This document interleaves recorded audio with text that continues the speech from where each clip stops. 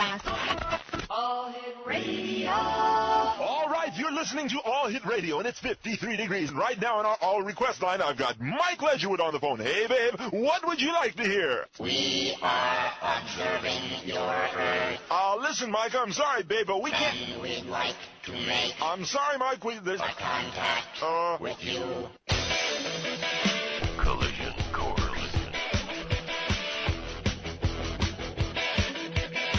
On Revolution Radio. We're about to begin a journey through the cosmos. We'll encounter galaxies and suns and planets, how the cosmos has shaped our evolution. We are a way for the cosmos to know itself. Francis.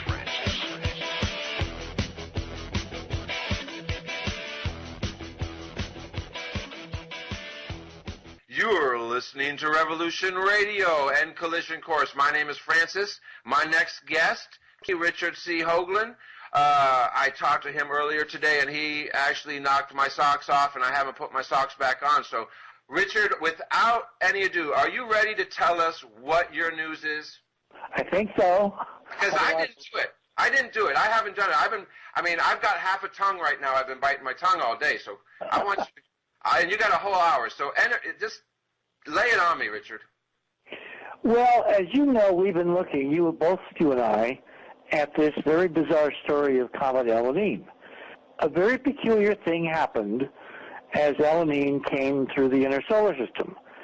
As you know, it disappeared sometime around the 2nd of September, I think was the last imagery you were able to get successfully. Yeah, after that it was in front of the sun, and then after that it was what they called a pile of rocks. So.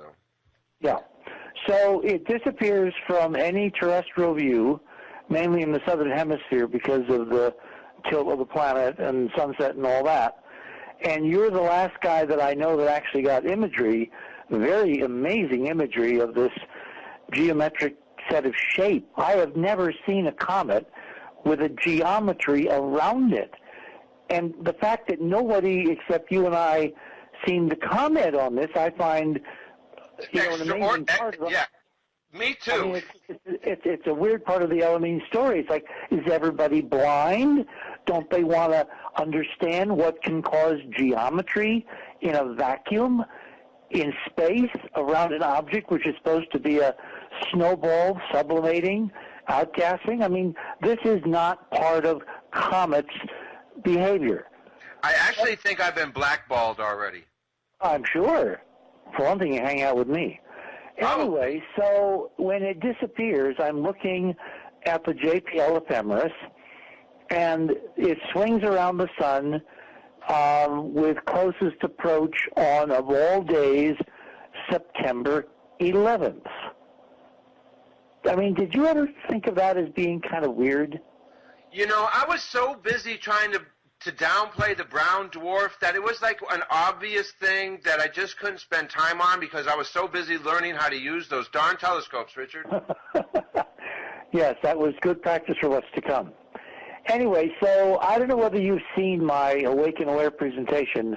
I did. Which I delivered a few weeks ago in Southern California. Yes. Where I laid out in 3 hours essentially all that we had learned in studying Elanine. And I clipped out the part where you complimented me. Oh, you did? Oh, yes, thank you very much. You're quite welcome. It was great. Now, it made my wife happy even. Oh, well, that's good. Yeah, see, I want to come out and see your new observatory when you get it done. You are invited for sure. I want to be one of the first guys. By the way, how big is the telescope going to be? Well, we've got two. We've got an 11-inch celestron that's going to go on the pier pipe, and we've got a 25-inch obsession on the Ducksonian. So we've got ways to go deep space or planetary. Got it. But yeah, for first flight, you have to learn all about image stacking and taking photographs of planets. And the really cool thing, which is why I asked about the size, is you can look at the moon and you'll see the biggest artifacts. Now, I just said that with that telescope, particularly 25-inch, you'll be able to take some amazing imagery once you learn the art of image stacking of the ancient artifacts, artificial structures on the moon. And I laid out numerically all of the things we had learned about alanine. And the bottom line is, the reason that I know to a probability now of like 1,000,000,000,000 to 1 against, that's 99.9999999.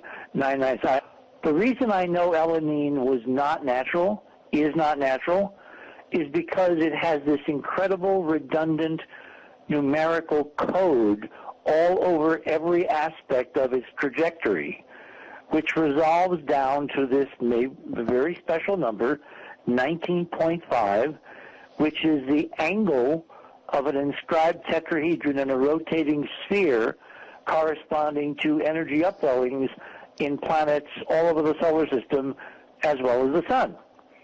So the message of alanine, the reason we know it was artificial, is A, no natural object comes with this many redundant attributions of this code, this number. And B, we know what the message was.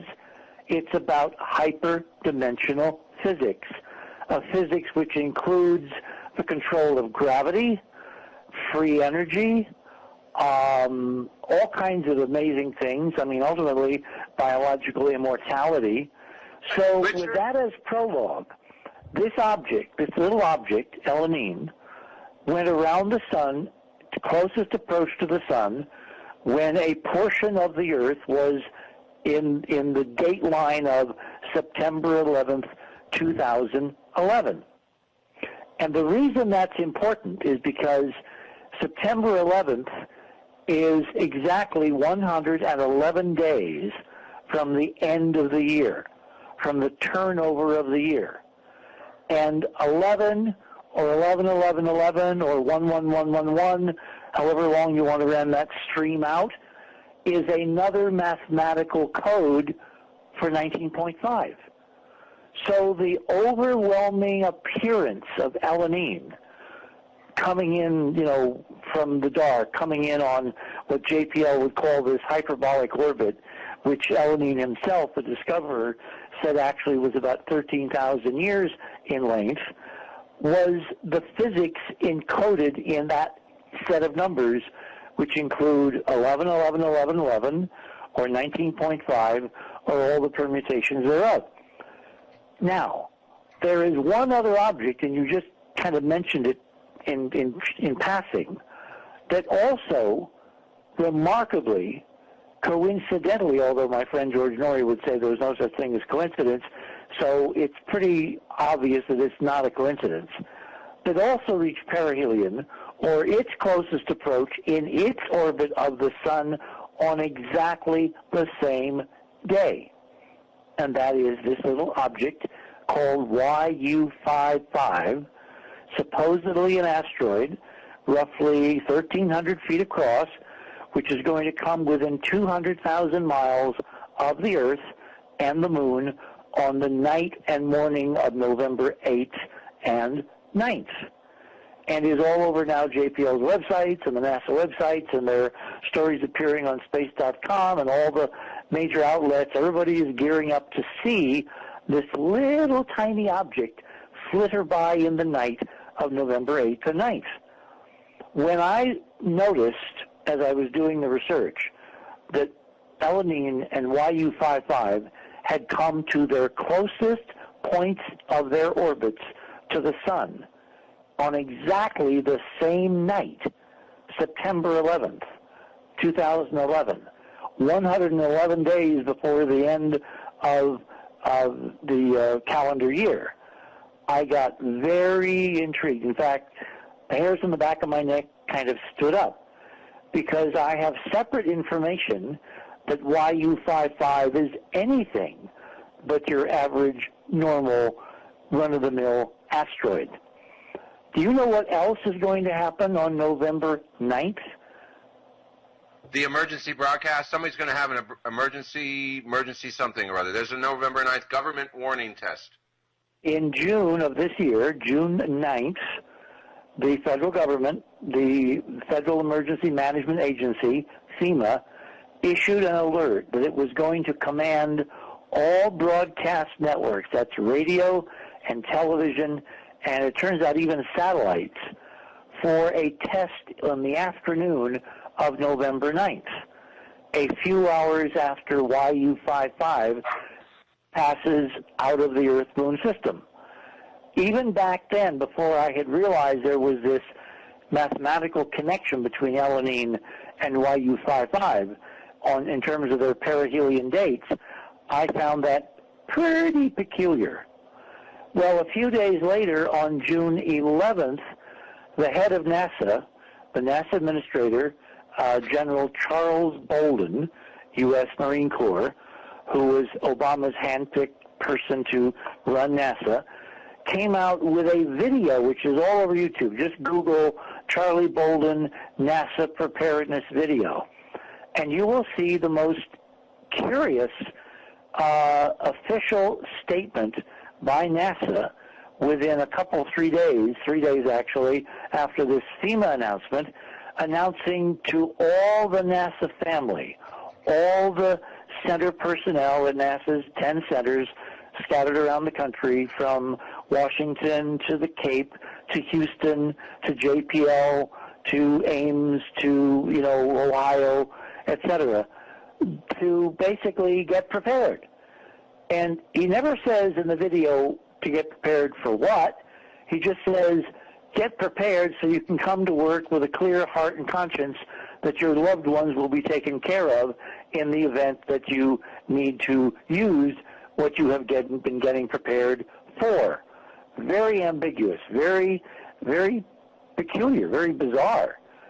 In this same time frame for NASA to alert its employees, and obviously anyone watching the video, because again, we're looking at this window of November 8th and 9th and 11th, because of course 3 days after YU-55 passes through the Earth-Moon system, we have this very remarkable kind of alliterative date, November 11th, 2011, or 11/11/11, which is another 19.5. Well, if you start looking at the physical characteristics of YU-55, in addition to its size, which is 400 meters, 1,300 feet, you find some very other kind of funny things. Back in April of last year, YU-55 came within about 1.5 million miles, and the huge 1,000-foot wide radio telescope in Arecibo, Puerto Rico, was able to actually beam radar to it and listen to the echoes from that radar. And by means of that echo and what's called frequency analysis and interpolation, it was able to construct a set of radar images of YU-55, even 1.5 million miles away. What's very odd is that this object, which you would think of would be kind of a chip off the old block, in other words, an asteroid that was shattered by an impact, and you get basically brick-type shards tumbling through space. Think of your classic movie of an asteroid, which is much longer than it is wide, and tumbles end over end over end. Well, this object, YU-55, is not like that at all. It's a sphere with kind of knobbly bumps on its surface. The imagery, which you can again Google, just look on Google for YU-55 radar images, and it'll pop up the Arecibo April 2010 image. I mean, these objects, again, should not be spherical. They should be little splinters, little shards, even something that big, because an object that size is much too small. So you've got an object connected to Elenin through a series of 19.5 linkages, the date when it rounded the sun, its period of rotation. Oh, and did I mention the most interesting part?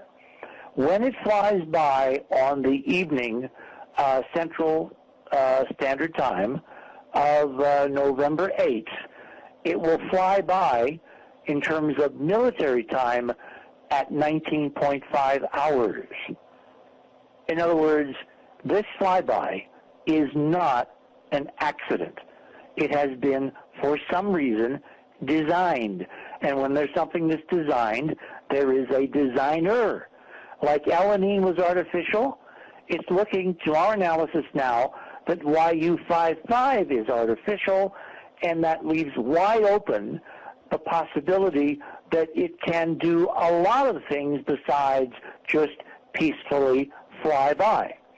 Well, one of the things that we had, and I'm getting to the big part now, that we had calculated is that the torsional interaction, the physics, the actual reason that Alanine and YU-55 came to their separate points closest to the sun in their separate orbits on that same evening, 16 million miles apart, but essentially in the same plane. Like you put a dinner plate around the sun, and they were 16 million miles apart, with Alanine inside and YU-55 further away from the sun, is because there was supposed to be some kind of interaction between these two objects. Alanine was supposed to, in this model, interact with YU-55 and change its trajectory. And the model said that one possible reason to change the trajectory would be to slightly alter the course, the orbit of YU-55, so instead of flying through the Earth-Moon system and leaving, in fact, it might impact either the Earth and or the Moon. Now we fast forward the film.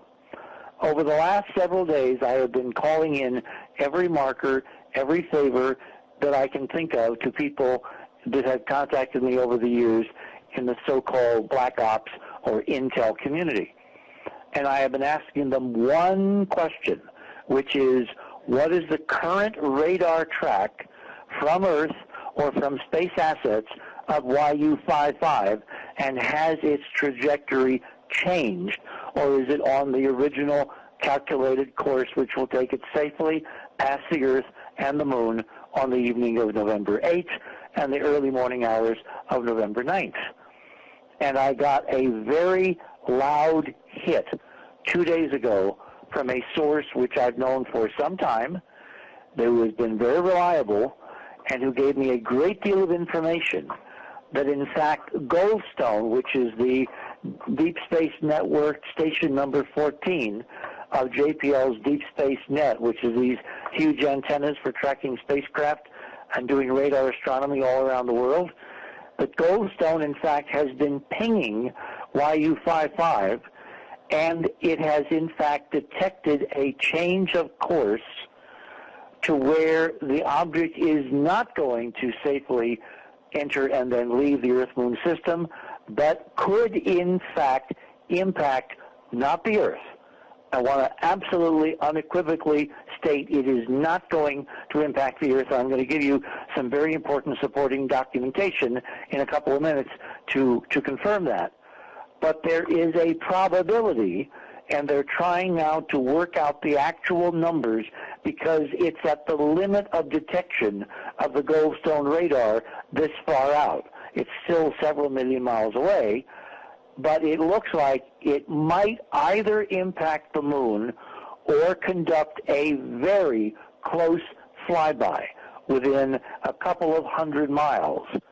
If those two latter scenarios come to pass, if it hits the Moon or it flies very close to the Moon and then leaves, history on November 8th and 9th is going to change.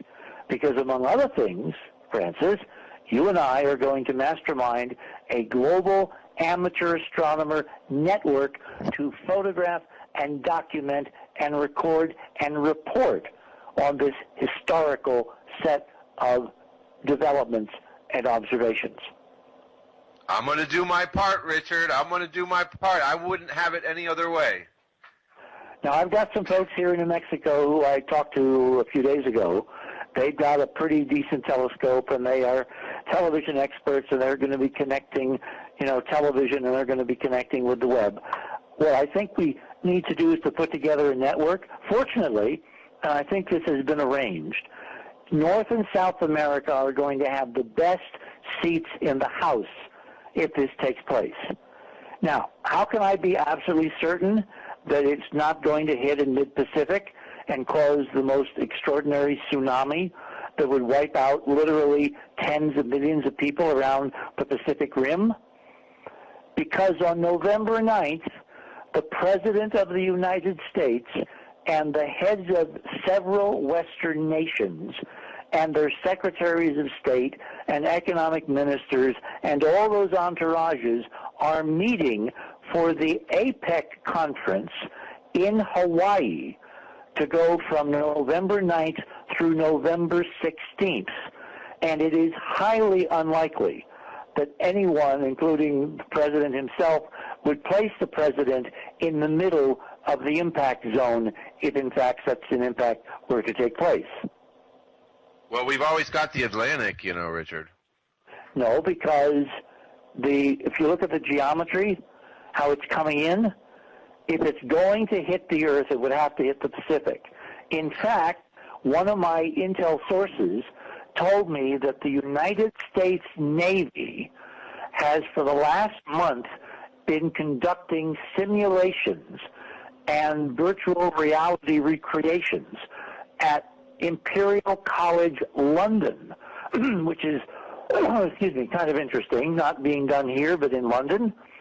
And the simulations involve the potential impact of this object in the Pacific with calculations of the energy release, the size of the earthquake that would be generated from the impact, and most importantly, an effort to gauge the height of the tsunami that would reach out in all directions and would touch every shore of the Pacific Rim.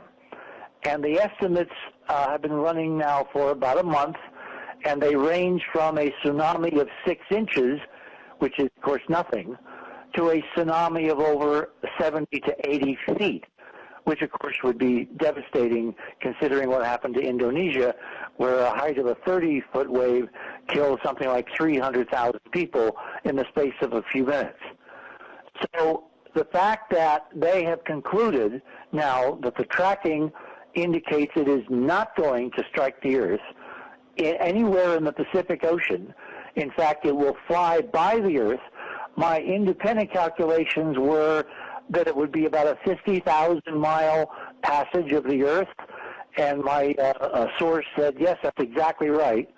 But it will go on then, and it will smack into the moon as the moon is moving in the waxing gibbous phase toward a full moon one night later on November 10th. Again, the radar tracking is not good enough at this hour to say whether, in fact, it's going to be a very close flyby of the moon or it is going to be an impact. And the reason, it turns out that they can't quite model the interaction of the Earth's gravitational field and how it will bend the trajectory from slightly around from a straight line to where it is a slightly curved arc as to whether it will in fact miss or hit the moon. That's the uncertainty that obviously as the days go on, that uncertainty will get reduced and we will ultimately know if in fact this is going to take place. Now what's really interesting is that the one source I've been talking to up until last night was telling me that this was a probable scenario. Suddenly last night I started getting messages saying that nothing had changed, there's been no deviation in course, there's no alerts, no one is looking, nothing has been put on standby, no one is going anywhere. In other words, basically erase, erase, erase. That everything he told me previously was not true. And he sent me a message, a private message this afternoon saying that all the sources that he's been talking to who are deep inside, deeper than he is, suddenly are not talking to him. So this is getting pretty interesting. The one thing I can say because of this APEC meeting in Hawaii at 19.5 on these key dates is that it is not, and I repeat, not going to hit the Earth. But it could do something very interesting with the moon, in which case we need to be ready. I'm almost like, I'm trying to go along like, well, that means there's a 19.5% chance that this thing's going to hit the moon. It doesn't quite work out that way, but well, I mean, that's a good place to start. I mean, because that's kind of where we're at now. I mean, with all the way it's playing out, and I believe in the way things play out, that there's a story being told as things are happening, and there's an underlying current that some people pick up on and most people don't. So, you know, well, look at it this way. If someone is trying to let most people on the planet know that A, we're not alone, and B, the guys out there have a really sophisticated physics, and D, they can control celestial objects at will, this would be a kind of interesting way to do that, wouldn't it? Because if it hits the moon, and even if it doesn't, if it flies very close compared to its previous trajectory, every amateur astronomer on Earth who's been following this story for months and months is going to scream bloody murder. And the first question they're going to ask is, how the hell did this thing's trajectory get changed, right? Right. And the only possible answer is either we changed it, meaning the secret space program, the black ops crowd, the folks that have anti-gravity spacecraft that we're not supposed to know about, so there goes that paradigm, or it's ETs who are not supposed to exist, who the mainstream doesn't even think are real, who no one ever talks about on CBS, NBC, Fox, ABC, et cetera, et cetera, et cetera, and that will blow the doors off the cover-up. So either way, someone has created, with an elegance which is staggering to stand back and contemplate, as I laid out at Irvine a few weeks ago, a scenario where disclosure is about to take place. We have actual data which confirms calculations I've done independently, because as far back as April, I was commenting about this remarkable synchronicity of the perihelion dates for Elanine and YU-55 that were somehow connected and flew by the sun at their closest approaches within hours of each other on the same date. And that date is numerically a part of a bigger message. Electromagnetically, it obviously interacted with this shield, this geometric thing being generated by whatever is on board Elanine. So both you and NASA separately photographed these stunning geometric shapes around Elanine, obviously a force field in the solar wind that made the geometry visible briefly, and then it went away. In fact, if you look carefully at your infrared shot, which is what you call the ice cream cone, and I call the tetrahedron, kind of lopped off, and then you look at your H-alpha view, look very careful. I'm not even going to tell you what you're going to see. Look really, really close at your H-alpha view. It is a different geometry inside the tetrahedron. Now, the reason this is important is because it confirms from two independent sources, you and NASA, an active onboard HD torsion field generator in this object. And we know from experiments in laboratories from here to Moscow, which are amply published both in my book, Dark Mission, and in David Wilcox's book, The Source Field Investigation, and a lot of other places now on the web. We know that those generators create inertial forces. They change apparent mass.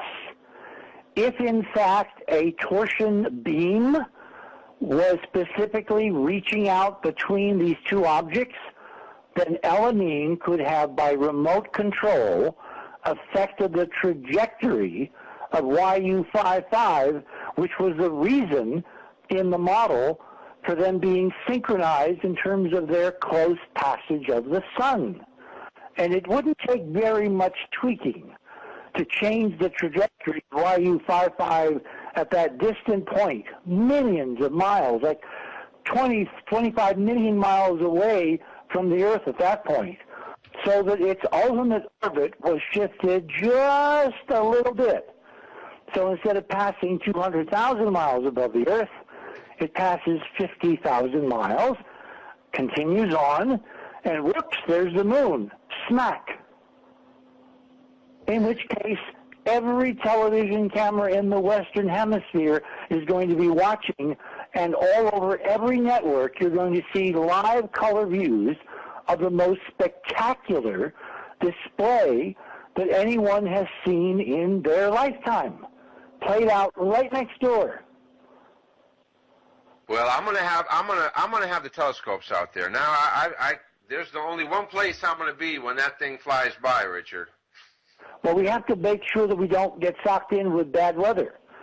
So we need more than one location. Have you looked at the moon lately through a telescope? Yes.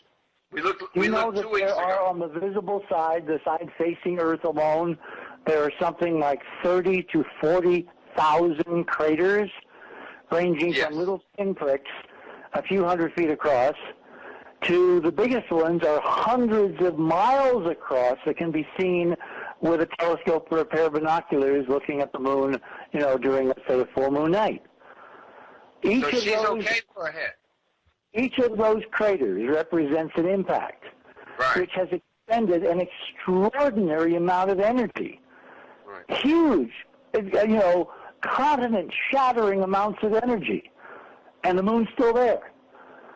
Even if this object, YU-55, hits the moon that night and creates an explosion, and I'm going to give you some numbers on the size of the explosion in a minute, and it's going to kind of rock you back on your heels, and you're going to be very happy that it's on the moon and not here. Even that explosion of the kinetic energy of this object suddenly being stopped by the moon, getting in the way of the trajectory, is only going to create a crater at a maximum about 6 miles across and about a mile deep. Now, the energy to do that is on the order of 10. It's on the order of 10,000 megatons. This is going to take place right on our doorstep, with the moon directly overhead, close to the meridian, for the entire North American and South American continents, and everybody will be obviously out looking. I mean, this is kind of like what the lacrosse impact people imagined it would be. This is going to be the real thing if it hits. Again, this is all predicated on the idea that this thing actually is going to strike the moon. That is not a certainty tonight. The numbers are uncertain. In fact, one of my guys said, if you talk about this in public, and they didn't want me to, they said, use the term warning shot. Remember, they're always in the war mode. They always think in terms of bad news. Right. The warning that I see in this whole scenario is a warning to the powers that be. Because the people who are behind this, the forces, the intelligence that has architected this to such an extraordinary, elegant degree, with the hyperdimensional codes, 19.5, all over every aspect of this incredibly interrelated plan, those guys are not out to kill people. They're out to change the history of this planet for something different. Very good. Thank you, Richard, for that. Yes, is there any evidence that anyone was actually on the moon recently? Yes and no. The evidence, that, by the way, raises a very interesting question, because one of the questions I asked my intel folks, if this thing is going to hit the moon, where do you think it might be targeted? Given how good these guys are, obviously, if they're targeting, near the North Pole of the moon. Which, of course, Francis, if it were to hit at that latitude, the eruption, the explosion, would basically extend off into deep space above the northern horizon of the moon and would create the most extraordinary television view of this slow-motion fountain of ejected material, incandescent, white-hot, cooling down through the spectrum with this fan cloud of debris mushrooming out and up in these wild arcs, with a lot of the material, by the way, escaping the moon and 3 days later coming to Earth and entering the Earth's atmosphere as the most remarkable meteor storm anyone has ever seen. Are we going to be doing this by remote control to some of the telescopes here in New Mexico? No, I'm going to be doing it. We're going to be doing it with the Celestron 11-inch, and then I'll have them both out. We can have the 25-inch out, because the 25-inch Obsession is the one, because we got a signature CCD camera from Mallencamp for that, and right, that one's going to be like. All right. Remember, we want wide angle, so you get the full moon and the fountaining of material off it, which is escaping, goes to escape velocity. You also want close-ups so you can actually record in high def and in slow motion the production of the crater and the formation of the fire fountains and the ejecta blanket and all that in real time recorded. But remember, you have to plan for a backup. What if you're clouded out? Right. That's why we're going to have more than me. We need more than just you. And you need to be the one to coordinate. I will collaborate with you, but you know the people, you know the network. There is this global network of telescopes that you've been renting, which is perfect for this. Because what we want is widely situated telescopes so that if some are clouded out, the others are not. Okay, I'm going to do that because I have at least 10 people that have telescopes that I'm working with that I'm going to put that email out, and we're going to get them, or I'm going to do a call to action, and then I'll give you a report on that back. Okay. Now remember, this is not a lead pipe cinch. The numbers are very confusing. The Intel guys have gotten in it now and are spreading all kinds of disinformation. Oh, it's not going to happen. Nothing's changed. See, what you have to understand, and you and I discussed this briefly this morning, the trajectory of YU-55 is very interesting. It has been designed to come at us from out of the sun. It's right now almost between the Earth and the sun, heading toward us at about 10 miles per second. Nobody on Earth, even the best telescope, even Hubble, can look at it and see it and track it. The only folks who can track it are the radar guys, and all those antennas are owned by the big boys, the feds, and they're not leaking. In fact, I was told that Goldstone has been locked down, and there is a Navy team there taking the data from the telescope, putting it on drives, digital drives, and then physically transporting it, not even communicating via secure sat lines or internet lines, but physically taking the data in briefcases and going to other places where it is being analyzed, and the results then communicated to the people who up the chain of command need to know. So we have no data leaking out of Goldstone that's real time to tell us whether this scenario is in fact true or not. And we have a lot of rising disinformation claiming that nothing's changed. The original scenario of it flying by 200,000 miles is still ongoing. There's been no change at all. Nothing to look at, go on by, walk away, nothing here to see. Now, if it comes as close as it's going to hit the moon, which means it's going to be within like 50,000 miles, it's going to be moving like a bat out of hell across the sky. Even a 200,000-mile flyby, the original calculated flyby, it's going to be moving about a third of the diameter of the moon every minute. So it's still going to be, a hard track. You're going to have to be there. It's going to be very hard to track it. You're going to have to track it manually using finder scopes or, a closed loop drive system.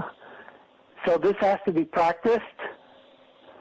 Now, fortunately, if it flies by at the 200,000-mile normal orbit, the one that we've known about for months, its magnitude, the brightness, is going to be around 11 or 12. If it's as close as 50,000 miles, it will be about 8 times brighter. Remember, it's darker than a piece of charcoal. So 8 times brighter is what? It's about 2 magnitudes brighter. So instead of being magnitude 11, it could be magnitude 8, which here in the Southwest, if you're really in a dark sky, you can see with the naked eye. Right. So a pair of binoculars will show this thing flying by if it's as close as the new orbit that I'm being told about actually puts it, which means that we'll get a very good track before it, several hours later, like 8 hours later, intercepts the moon or flies very close to the surface. It's very important that amateurs track the new orbit, because that data alone will prove that we've been lied to by everybody up and down the chain of command. Asteroids cannot by themselves change their orbits. Get it? If this thing's orbit is changed, somebody changed it. Tim's got one more question. I'm going to let him ask it, but we're probably going to run into the end of the show, and I want to personally thank you for coming on tonight. And now over the next couple. Richard, thank you so much. And Tim, ask a good question. Well, I'm asking the best question I know how. This is from Acid in our chat room. But this is Richard C. Hoagland. You can also visit his website at the enterprisemission.com. That's enterprisemission.com. Visit Richard's website there. Can you see major chemtrailing on that day to hide the impact? Excellent question. They may try it. That's why we need more than one station, because they can't chemtrail the whole United States. Somebody would notice. Well, my friends, the amateurs that I've been in contact with, we are global. So I'm going to contact Ian down in Australia. I'm going to contact my people up in Sweden. So we're going to have an opportunity. I figure that I can get at least 7 to 10 amateurs points out there. South America. Remember, it's going to be the Western Hemisphere facing this that night, the night of the 8th. So we need folks in North and South America. Okay. I'm going to do my best, and you're going to hear from me. So, but you know that already. Yep. Well, thank you, gentlemen. Yeah, it's been, thank you so much for coming on and giving us the heads up. Now, I know that it was hard in a sense that you're going out there and giving us the heads up more than other people are. So I've got to appreciate that. And now what I want to do is, work to get to the result that we're looking for that gives us the most, information in the end. And that's what's exciting me right now. So just think of this as Occupy YU-55. Occupy YU-55. For all you astronomers out there, the occupation starts now. All right. Francis, thank you for that. Collision Course here Friday nights at 8 p.m. Eastern Standard Time. We went a little past our time this evening for Richard C. Hoagland. And do check out his websites and his Facebook page. Francis, I think we're clear to go into the market report. We are clear. Crow, thank you for all your information. Richard, it was great talking to you. Our listeners loved it. Thank you. Talk to you soon.